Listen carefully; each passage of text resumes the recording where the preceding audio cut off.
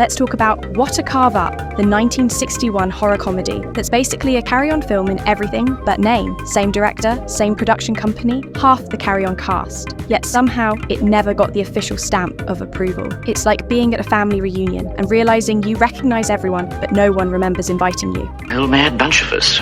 Mad? Well, the Broughtons are all a bit, don't you agree? The plot? Classic murder mystery setup. Kenneth Connor plays Ernie Broughton, a mild-mannered proofreader who gets summoned to a spooky old mansion for the reading of his uncle's will. This way, gentlemen. Sounds simple enough until the guests start mysteriously dropping dead. Is he?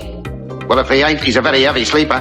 Which, let's be honest, is a bit of a mood killer at any gathering. Luckily, Ernie's not facing this alone. Enter Sid James, playing his best mate Sid Butler, because of course a Sid James character is called Sid. Found him dead, and by the look of it, it's murder. He's the kind of bloke who'd laugh in the face of danger, then pour it a pint and tell it a dirty joke.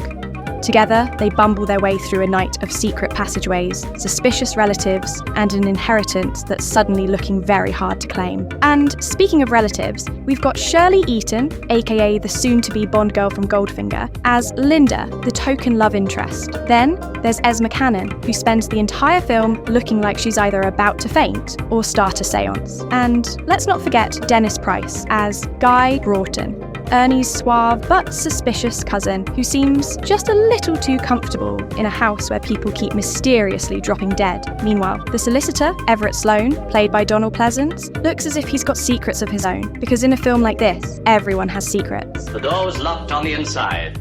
Now, let's talk setting. While the film looks like it's taking place in a massive, cobweb-covered mansion where the electricity bill clearly hasn't been paid since 1874, most of it was actually filmed at Pinewood Studios. Yes, the same Pinewood Studios where all the Carry On films were shot, which explains why the whole thing has that unmistakable Carry On energy. Same people, same sets, same chaotic energy. Honestly, if someone had yelled, "Ooh, matron," at any point, nobody would have questioned it. But here's the kicker. When What a Carve Up came out, it didn't exactly set the box office on fire. British audiences loved a good horror comedy, but this one flew a bit under the radar. Look, they like us. Yeah, they do.